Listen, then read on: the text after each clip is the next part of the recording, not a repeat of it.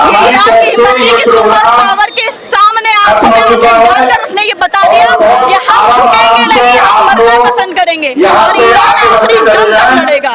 Oman के foreign minister का statement था कि ईरान जिस हद तक नेगोशिएशन पे आ चुका है इससे ज्यादा वो नेगोशिएट नहीं कर सकता।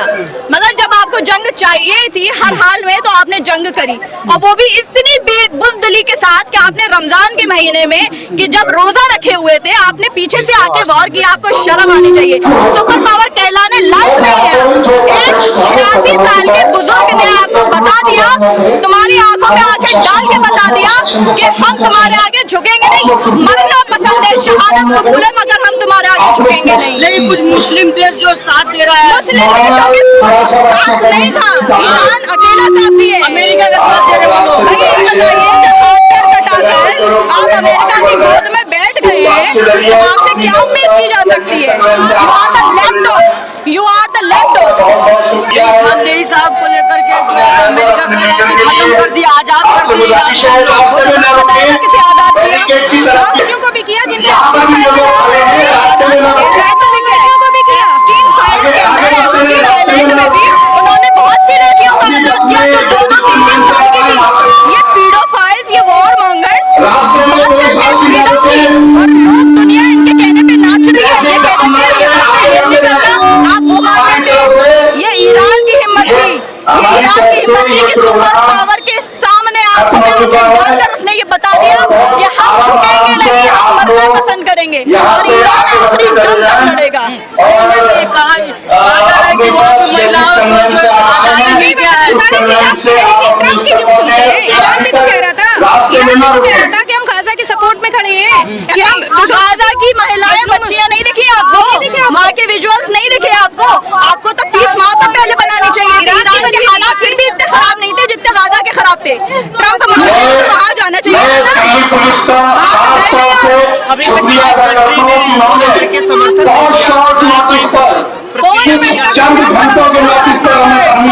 पावर घर में आप देखते नहीं जो अमीर होता है जिसके पास पावर होता है उसके पास नहीं होती। ये वही होता है जिसके पास शेर का दिल होता है।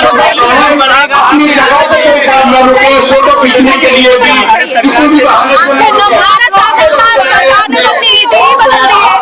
अटल बिहारी वाजपेयी ने हमेशा कॉन्फेडरेशन थी, ठीक है, कभी तो उन्होंने हमेशा पैलेस्टीन का साथ दिया और पैलेस्टीन था, मगर अब आपने नियति बदल दी है।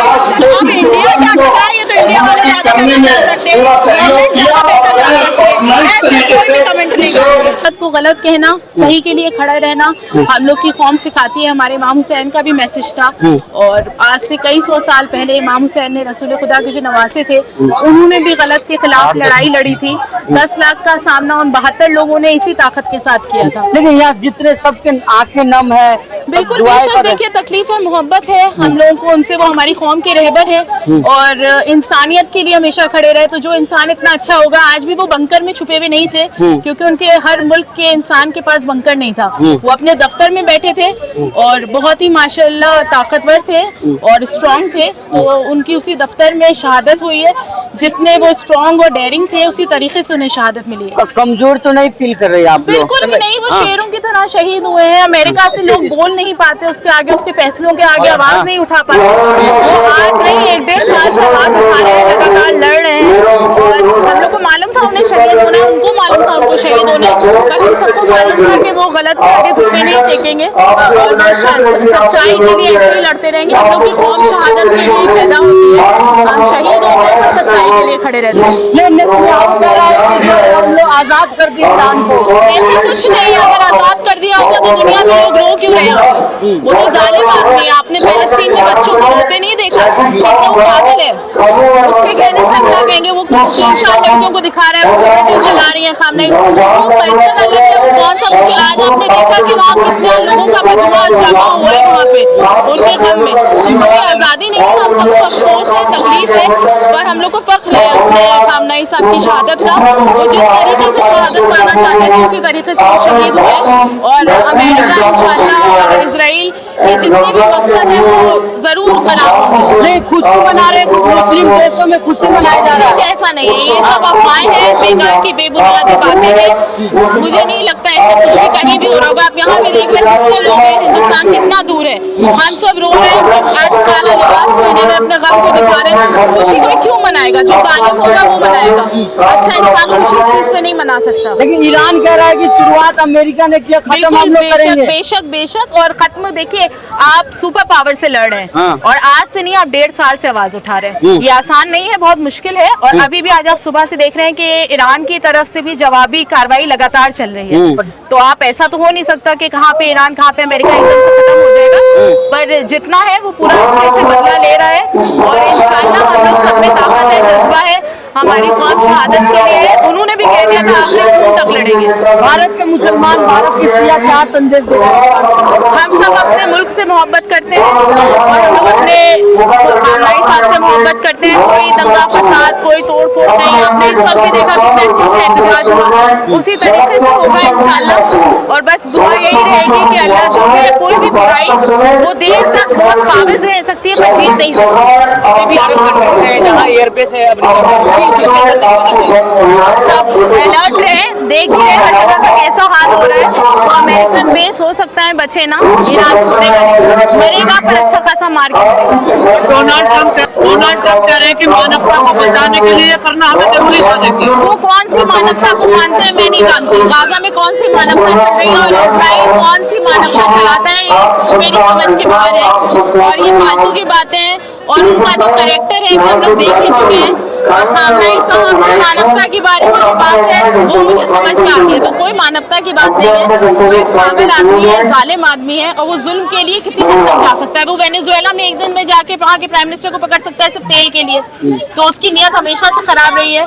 तो क्या नीयत खराब है अमेरिका की ईरान के लिए? बिल्कुल बिल्कुल, वहाँ तेल है, वहाँ सोना, हर चीज के लिए उसकी नीयत खराब है। और क्या फर्क पड़ रहा है उस पर, वरना वो क्यों पीछे पड़ा हुआ है? और उनका कहना यह है कि परमाणु हथियार बना रहा है। क्यों नहीं बनाएगा कोई मुल्क? हमारे देश ने भी छुप के बनाया, क्यों हमें छुपना पड़े किसी से? भाई हम अपनी सेफ्टी, अपनी सिक्योरिटी के लिए करेंगे ना। हम अपने घर को मजबूत बनाते हैं, दरवाजे लगाते हैं, कोई दूसरा देश आके क्यों हमें बताएगा हमें क्या करना है क्या नहीं करना है? कि लगातार ईरान कानून का उल्लंघन कर रहा है इंटरनेशनल। कोई कहाँ पे किया आपने मुझे बताइए। मुझे एक एग्जाम्पल बताइए जहाँ पे उसने उल्लंघन किया। गलत को गलत ही तो बोला है हमेशा और शांति से पीसफुली बोला है। अब आप उसके ऊपर बम फेंकेंगे तब तो वो बोलेगा ना। पहले उसने शुरुआत ही करी थी, आप सबने देखा। इजराइल के सपोर्ट में नहीं है, हम बिल्कुल भी चुप नहीं रहेंगे, हम बिल्कुल भी ट्रम्प की सपोर्ट नहीं करेंगे। जो गलत है वो गलत है। धोखे से हमला किया, बिल्कुल धोखे से किया गया है। जब नेगोशिएशन हो रहा था, ओमान के प्रेसिडेंट नेगोशिएट करा रहे थे और बाकी सारी बातें जितनी पॉसिबल हो सकता था उतना ईरान सब एक्सेप्ट करने को तैयार था। फिर ये धोखे से मिनिस्टर का स्टेटमेंट था। आप अपनी कन्वेंशन आगे बढ़ते रहें। बहुत बहुत शुक्रिया आप का भी, मीडिया का भी और खासतौर से दिल्ली पुलिस और प्रशासन का शुक्रिया अदा करता हूँ। हमला हुआ ये और मैं करने के ये साथ हमारे मनोज भाटिया साहब हमारे साथ मौजूद हैं, जिन्होंने छोटी छोटी चीजों पर नजर रखी और हमें मुतवज्जे कराया और हम इस प्रोग्राम को ऑर्गेनाइज कर सके। वो भी आपके से एक चंद जुमले आपसे बात करेंगे। इसराइल ने हाथ जोड़े थे अपने के बाद में इस घटना के बाद जब ट्वीट आता है तो मैंने एक आतंकवादी को मार गिराया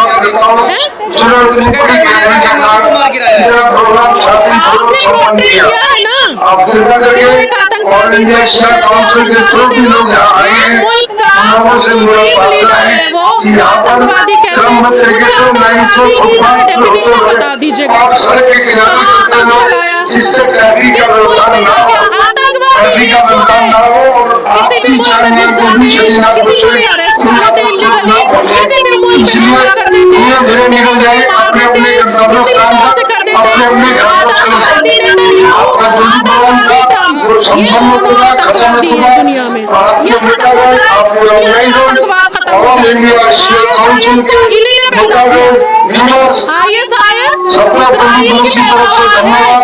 उस प्रोग्राम को शांतिपूर्ण संपन्न करने के लिए आपने अपनी कमेटी का एक बहुत ही बेहतरीन एग्जाम्पल किया है। इनका कंट्रोल इसको बना रखिए। हम सबकी जिम्मेदारी है कानून व्यवस्था हिंदुस्तान ने आज इतना बड़ा किसी तरह की कोई इसराइल का साथ दिया। इंडिया की जो 48 में से उनको ISIS ने अरेस्ट कर लिया था, बंदी बना लिया था, ईरान ने छुड़वाया था, लोगों को बाइज्जत यहाँ पहुंचाया था। इन्होंने हर मौके पे ईरान ने उनका साथ दिया, उनके पर जो भी मुसीबत आई हिंदुस्तान पे ईरान ने साथ दिया। आज ईरान को धोखा दे रहे हैं, उनके गले मिल गए जिन्होंने इन्हें कभी साथ नहीं दिया। इसराइल ने कभी साथ दिया, कभी किसी मौके पे साथ नहीं दिया। लेकिन नेतन्याहू कह रहा है कि क्या नेतन्याहू सारी चीजें सही कहता है आपके हिसाब से? ट्रम्प हर चीज ठीक कहता है? आप कहते हैं वो बिल्कुल सच्चा है, वो आज कुछ कहता है कल कुछ कहता है। ईरान जो कहता है वही कहता है, उसी पे अमल करता है। आप उसकी बात को यकीन मान रहे हैं जो कभी सच उसने बोला ही नहीं, जिसने कोई बात सच्ची कही ही नहीं। उसने फिलिस्तीन को बर्बाद कर दिया झूठ बोल बोल के, उसने सिर्फ झूठ बोला है फिलिस्तीन के मसले में, पूरा बर्बादी लगा दी फिलिस्तीन की। उस आदमी को आके क्या तानाशाही थी? आप एक बात बताइए, क्या तानाशाही क्या? ये उनकी बात को बता नहीं, तानाशाही क्या तानाशाही कर रहे थे वो? हम यहाँ पे खड़े हैं, हम उनको मानते हैं, हमें क्या हक नहीं मिला? हमें क्या हक नहीं मिला? हमें पढ़ाई का हक नहीं मिला? हमें बिजनेस वुमेन हूँ, मैं अपना बिजनेस